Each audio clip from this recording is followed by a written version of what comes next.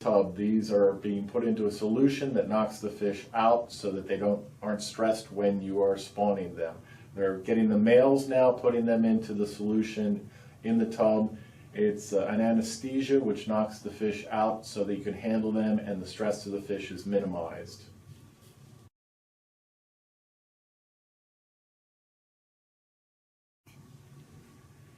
Here we're removing the eggs from the female and adding the milt from the male to fertilize the eggs. The milt is just another term for sperm, and the males are in the one tub, the females are in the other tub.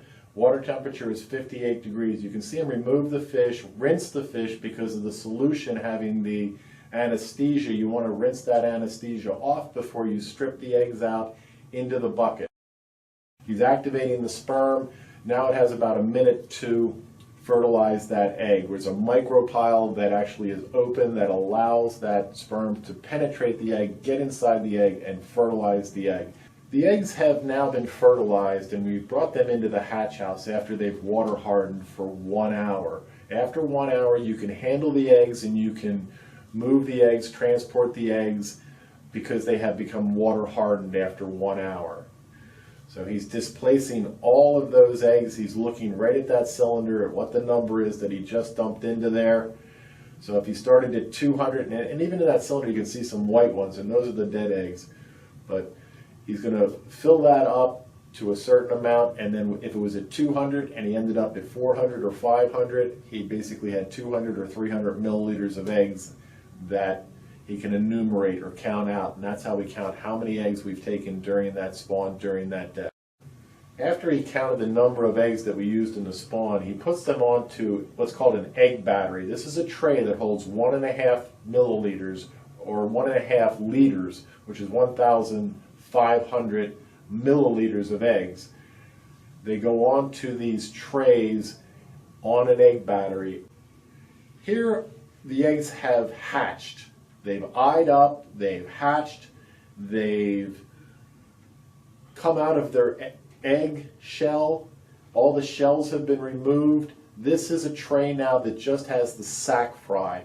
They are now absorbing their sac, their egg sac. They will absorb this egg sac and feed off of that egg sac for maybe a week to up to 10 days, depending on the water temperatures. If your water temperatures are a little warmer, they'll develop a little quicker and they'll use the sac fry a little faster. Our water temperature at 55 takes about a week to 10 days. They will get put back onto a tray, back onto that battery, after all the egg shells and dead eggs are removed. So basically it's a tray full of just sac fry, clean sac fry, put back onto a tray for development of the fish for about a week's time period. After that sac has been utilized over a 1 week period, then we put them into the tanks. Right now they're developing a little bit. You'll see them swim up occasionally. One will swim up here and there. As that sac is getting developed, utilized more and more and more, the fish will start to swim up into the water column looking for food. They will, more and more will swim up, and when they are all into the water column, then they basically are now, they've used all their sac up and they have to be fed.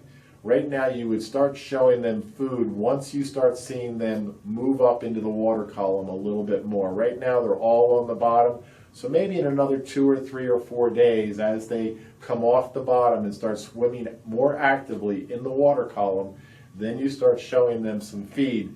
The feed size that we start them out at is called a starter feed, also called a number 0. After 0 comes 1, 2, 3, 4.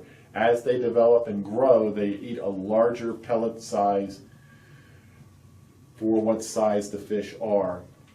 And they get thinned up into other tanks, but when they are this small, they can stay into the tanks at this size. We keep them in these tanks and we keep them covered with a dark cover. That dark cover during the night allows them to be stress-free for the most part and allows them to be much more comfortable, just as they were in those egg trays with the cover on them. They're kept in the dark, which basically removes as much stress as possible to the fish And in the tank, we basically keep them covered also. We remove that during the day to check the fish, see how they're doing, and allow them to get more acclimated to the